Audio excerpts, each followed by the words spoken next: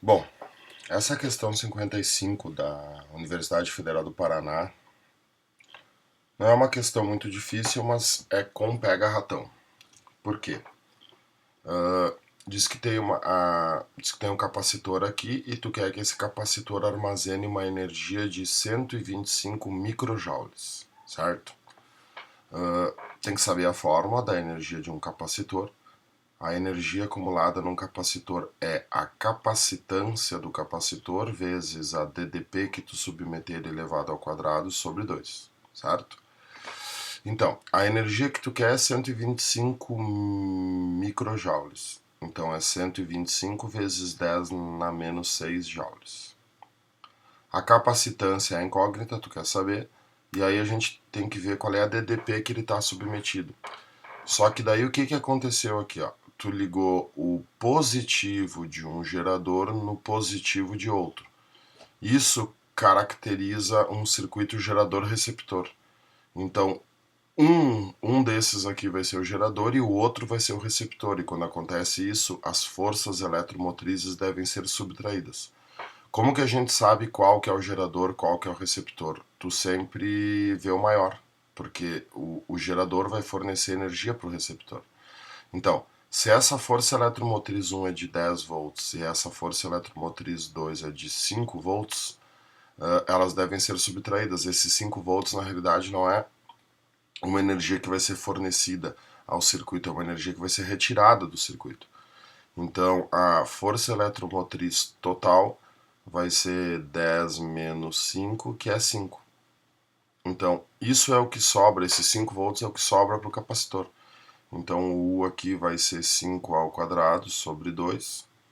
Aí passa para lá, eu vou ter 250 vezes 10 na menos 6, igual a 25C. E aí vai ficar que a capacitância é 250 dividido por 25, que dá 10. 10 vezes 10 na menos 6 farad de capacitância. E aí, como 10 na menos 6 é o micro, então fica 10 microfarad.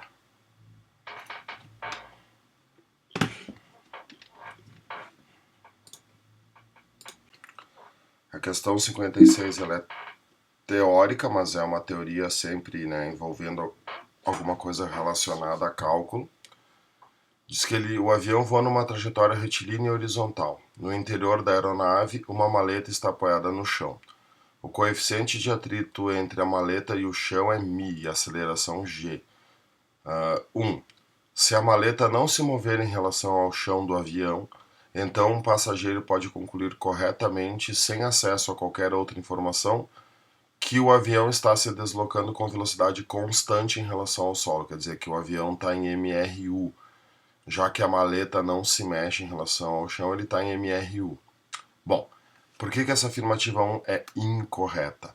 Porque como existe atrito entre a maleta e o piso do avião, necessariamente o avião não precisa estar em MRU, ele pode estar em MRV, ele pode estar acelerando, desde que essa aceleração não supere esse atrito estático aqui. O que acontece nesse tipo de exercício é o seguinte, ó. É como se fosse dois móveis, né? O avião seria o móvel aqui de baixo e em cima tem uma caixa, certo? Esse cara aqui ele pode ter uma aceleração, mas isso aqui seria o avião. Por que ele pode ter uma aceleração? Porque entre a caixa e o piso do avião existe uma força de atrito estático que é a favor do movimento. Só que essa força de atrito estático, ela consegue produzir para a caixa, para a maleta, uma aceleração que tem um valor máximo. Não é qualquer aceleração que o avião pode ter. Como é que a gente calcula isso? Para o caso da maleta, a força de atrito estático é a força resultante que atua sobre ela. Então, olha só, a força de atrito estático vai ser a força resultante sobre a maleta.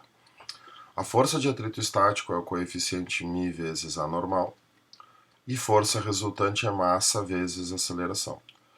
O μ ele falou que é μ, não tem o que fazer.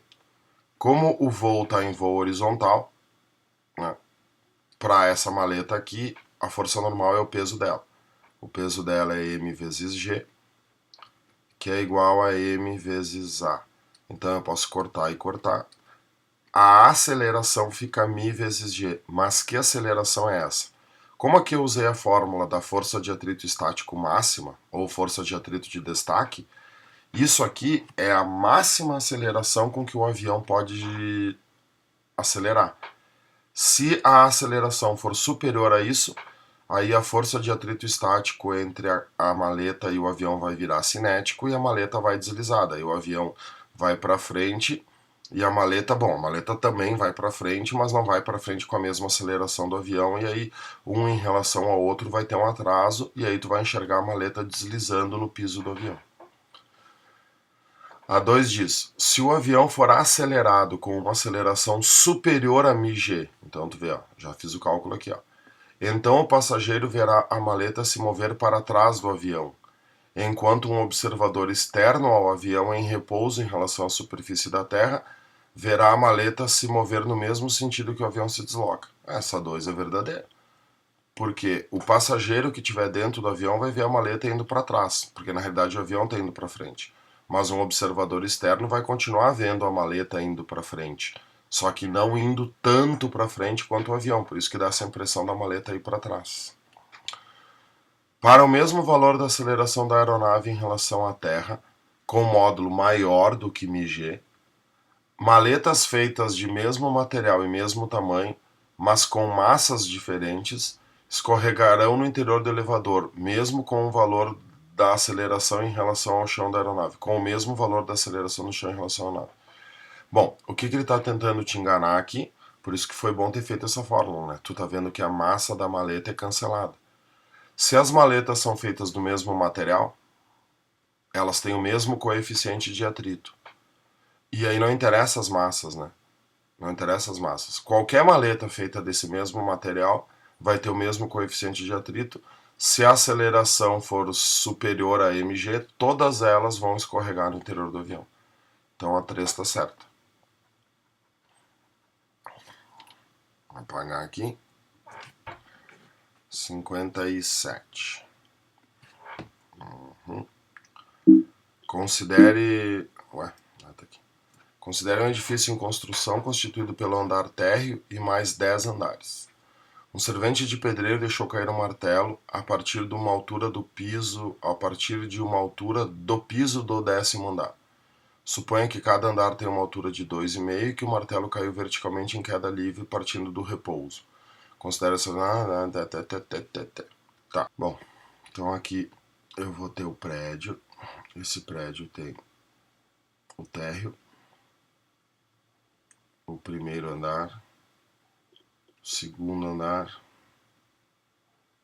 terceiro, quarto, quinto, sexto, sétimo, oitavo, nono, 10º. Ficou horrível, mas tudo bem. Bom, diz aqui que ele solta o martelo a partir da altura do piso com o 10º andar. A partir do piso do 10º andar. Piso do 10º andar. Aqui está o piso do 10º andar. E aí pede a velocidade do martelo ao passar pelo teto do primeiro andar. O teto do primeiro andar está aqui. Então ele vai cair isso aqui, né?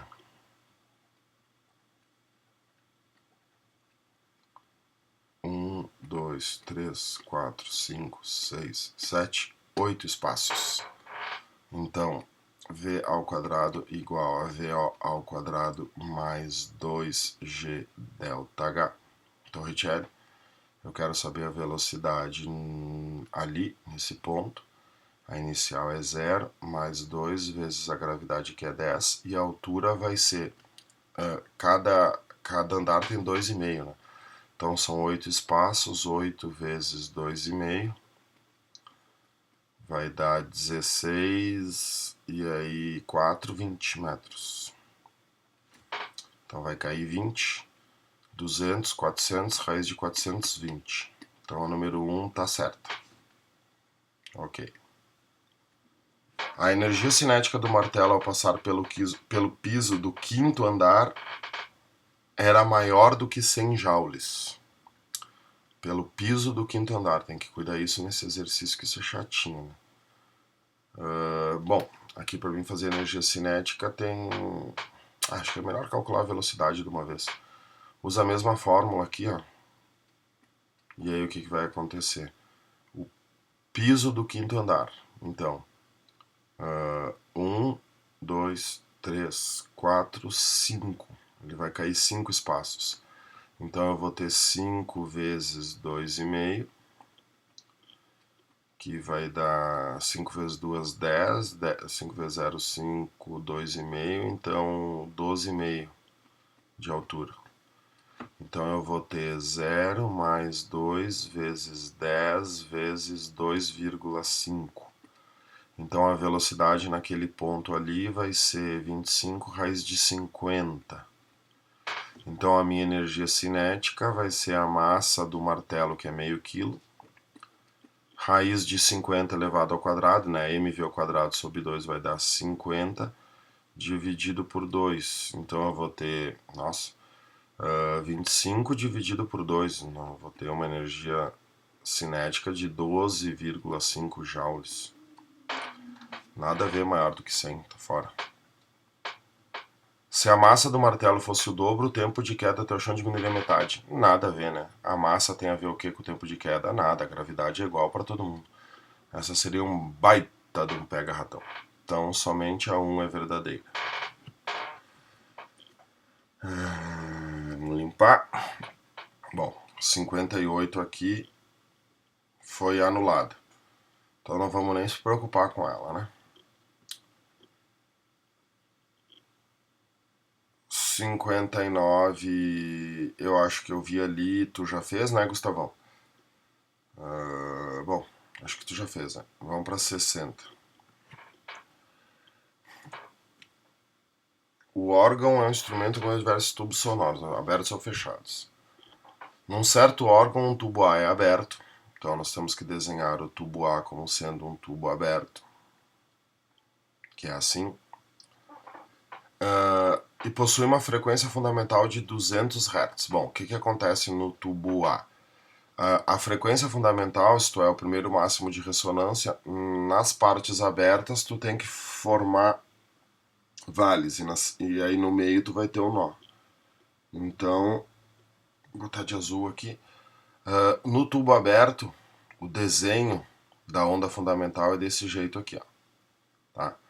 Tem que saber que num tubo aberto, isso aqui é uma onda estacionária, né? Essa onda aqui, se tu juntar as duas, tu vai ter meio lambda. Então tem que saber que num tubo aberto a onda fundamental corresponde a meio lambda. Lambda sobre 2. Nesse mesmo órgão, um tubo B tem uma das suas extremidades aberta e a outra fechada, tá? Então o tubo B é diferente. Ele é uma aberta e uma fechada. Na extremidade fechada sempre vai formar um nó. E sua frequência fundamental é igual à frequência do segundo harmônico do tubo A. Bom, o que é a frequência fundamental de um tubo fechado? A frequência fundamental de um tubo fechado ela é assim, esse desenho aqui. A frequência fundamental de um tubo fechado, porque na extremidade aberta tem que ter o ventre e na extremidade fechada o nó, é lambda sobre 4. Certo? Aí, da velocidade do som, ele pede o comprimento dos tubos A e B são respectivamente. Bom, o que vai ser o comprimento do A? Ele diz que a frequência fundamental é de 200 Hz e eu sei que ele é lambda sobre 2, né? Então, para o tubo A, quem vê lambe com frequência, a velocidade do som é 340, o lambda eu quero descobrir, e a frequência dele é 200. Corta e corta. O lambda vai ser...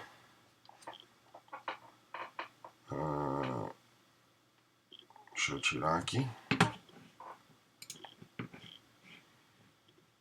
34 dividido por 20, 1,7. Então, essa onda tem um lambda de 1,7 metros. Só que no som fundamental, né, o comprimento do tubo é lambda sobre 2, certo? E o lambda deu 1,7.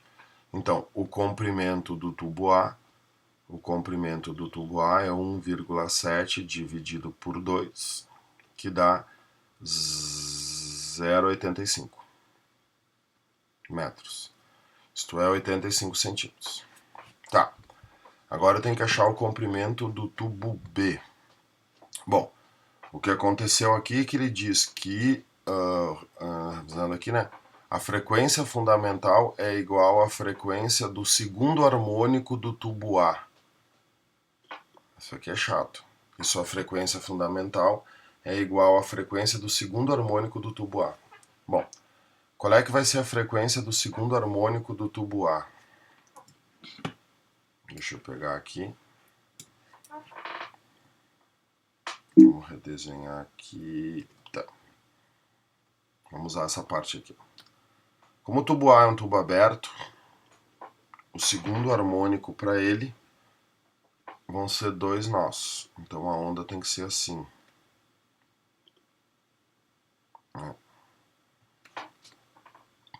Aí o que eu tenho no segundo harmônico aqui? No segundo harmônico, o tamanho do tubo é o próprio lambda, né?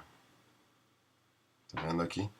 Porque aqui o que eu formei? Eu formei 2 ondas, né, estacionárias ali, 2 gominhos, e isso resulta no lambda. Ele disse que a frequência fundamental do tubo B é igual à frequência do segundo harmônico do tubo A.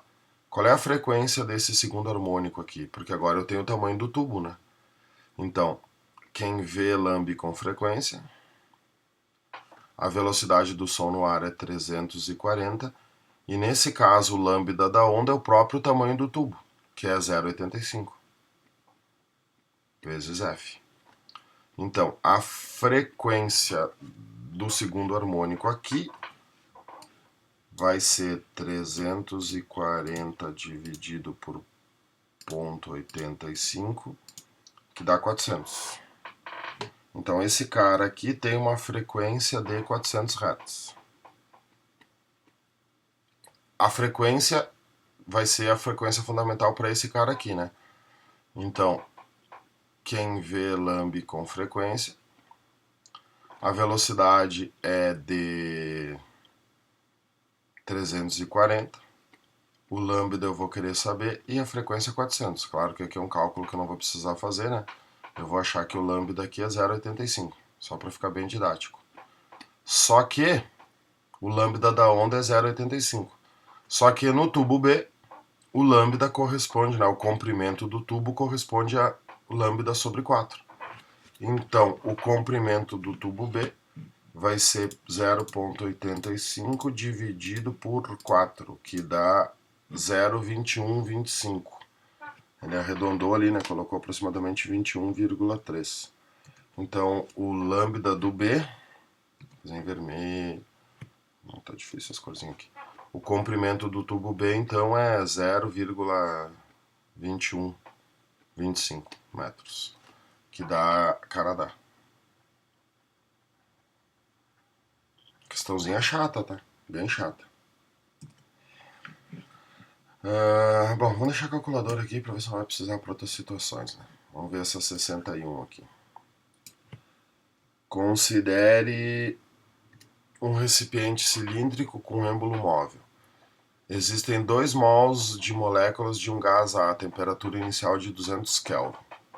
Esse gás é aquecido até a temperatura de 400 Kelvin numa transformação isobárica. Então não variou a pressão. Durante esse aquecimento ocorre uma reação química e cada molécula do gás A se transforma em 2 moléculas do gás B. Quer dizer, muda o número de mols, né? Com base nesses dados e nos conceitos de termodinâmica, é correto afirmar que o volume final do recipiente na temperatura de 400 Kelvin é... Bom, não mudou a pressão. Então, puto, viado, não recusa tarado, Cleiperão. Aí a pressão é P. Qual é o volume inicial? V, não tem também valor. Qual é o número de mols inicial? 2. O R não interessa, porque vai ser o mesmo. E a temperatura inicial dele é de 200 Kelvin. Então, como o P não vai mudar, vou isolar P aqui. vai ficar que P é 400 vezes a constante dividido pelo volume inicial. Beleza. Aí eu pego a mesma fórmula, né? O P não muda. Aí eu vou ter um novo volume. Cuidado, né, para não se confundir com a matemática. Então isso aqui é um volume linha, vai ser minha incógnita. O número de mols dobrou, né? Porque cada molécula do ar se transformou em duas, então eu vou ter 4 mols. O R continua sendo o mesmo e a temperatura do gás passou para 400 Kelvin. O que eu posso fazer aqui? No lugar do P, colocar essa lasanha aqui, né? Então eu vou ter 400 vezes a constante sobre o volume inicial, vezes o meu novo volume que eu quero descobrir, vai ser igual a... Bom, aqui o que eu já vou fazer? Vou deixar assim, ó. 4 vezes a constante vezes 400. Porque o que vai acontecer aqui? R400, corta. E o volume passa multiplicando. Então, o meu novo volume vai ser 4 vezes o meu volume velho. Então, resposta à letra E, 4 vezes maior do que o volume inicial. Um microscópio composto é constituído em sua forma mais simples por duas lentes convergentes colocadas em sequência, conforme esquematizado na figura abaixo. A lente mais próxima do objeto é chamada objetiva e a lente mais próxima é a ocular. Beleza. A imagem formada pela objetiva é real maior invertida. Então, essa lente aqui tem que formar uma imagem real maior e invertida. Que caso que é esse? É o terceiro caso das lentes, né? Vamos dar uma revisadinha aqui assim. Ó. Vai faltar espaço aqui, eu acho. O que é o terceiro caso? Tu tem uma lente convergente, tu vai ter o foco do objeto, o centro do objeto, o foco da imagem, o centro da imagem. Para dar isso que ele está falando, uma imagem real maior e invertida, o objeto tem que ficar entre o foco e o centro. Não precisa ser bem no meio, mas tem que ser entre os dois. E aí a imagem vai ficar grandona aqui no escafundal do Judas, que essa imagem é real maior e invertida. Porque ele vai dizer ali, né, no caso do microscópio, que essa imagem real vai servir como objeto para ocular. Que forma uma imagem virtual direita e maior. Aí é outro caso. Né? Então, esse caso aqui é o caso da objetiva. Qual é que vai ser o caso da ocular? A ocular, para formar uma imagem virtual e maior, é o quinto caso. Tu tem uma lente convergente, aqui tu vai ter o foco, tu vai colocar o objeto aqui, tá? No caso do quinto caso, e aí a imagem vai ficar grandona aqui atrás. Vou fazer de vermelho, a imagem vai ficar em algum lugar por aqui assim. Depende da distância ali. Tá, agora vamos para as... Para que a imagem formada pela objetiva tenha as características especificadas no enunciado, o objeto deve estar a uma distância maior do que 2 centímetros dessa lente. Bom, aí eu tenho que ver aqui, né? Suponha que a distância focal da objetiva seja 1 centímetro. Opa! Se a distância focal dela é 1 centímetro, daqui até aqui é 1, daqui até aqui é 2, né? Então, a distância não tem que ser maior do que 2, tem que ser maior do que 1. Se tu botar uma distância maior do que 2, tu bota ela atrás do centro. E aí vira o primeiro caso. Então tá fora.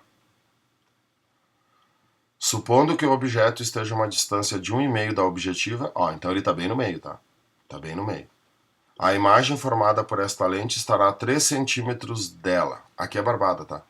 Quando ele fica bem no meio, o que acontece? Se esse objeto aqui tiver 1 centímetro, isso aqui vai ter 2 centímetros, é o caso que duplica. E aí as distâncias aqui são todas padrões, tá? Se daqui até aqui é 1, daqui até aqui vai ser 1, daqui até aqui vai ser 1. Dá para fazer o cálculo, se tu tiver dúvida, né? Usar a fórmula 1 sobre fudido. Mas a gente acaba decorando isso aqui, tá? Que quando tá bem no meio, é o caso padrão, que a imagem tem o dobro do tamanho do objeto e as distâncias aqui, x, x, x. Então, como é 1 centímetro, né? É 3 centímetros. É verdadeiro. A imagem final formada por esse microscópio é virtual, invertida e maior. Bom, isso aqui o que vai acontecer, né? Ela recebe, né? O que ela recebe aqui? Cadê? aqui, ó, ela recebe a imagem, né? O binóculo recebe a imagem da objetiva, e aí a objetiva ela te dá uma imagem real e invertida. Né? Como a imagem é real e invertida que a ocular recebe, o que, que acontece no caso aqui da ocular? Ó? Se a imagem tá para cima, se o objeto está para cima, a imagem está para cima. Se o objeto estiver para baixo, a imagem vai estar para baixo. Claro que é estranho aqui tu falar virtual e invertida, porque toda a imagem virtual é direita. Né? Só que o que acontece no binóculo é uma junção de duas lentes. Se tu pegar aqui esse objeto aqui vai estar para cima, tá? E aí a imagem aqui vai estar de cabeça para baixo. Quando a ocular receber essa imagem de cabeça para baixo, ela também vai produzir aqui uma imagem de cabeça para baixo, porque a imagem é virtual. Então, em relação ao objeto original, essa imagem é virtual e invertida. Claro, e maior. É verdadeiro. Essa questão ficou bem difícil, tá? O pega-ratão desse exercício é essa terceira afirmação aqui. A imagem formada pela objetiva deve estar a uma distância maior do que 4 centímetros da ocular. Bom, a distância focal da ocular é 4. Se a distância focal da ocular é 4 e tu está trabalhando no quinto caso, o objeto tem que estar antes do foco. Então a distância não tem que ser maior que 4, tem que ser menor do que 4. Então aqui é falsa. E aí dá o Brasil aqui.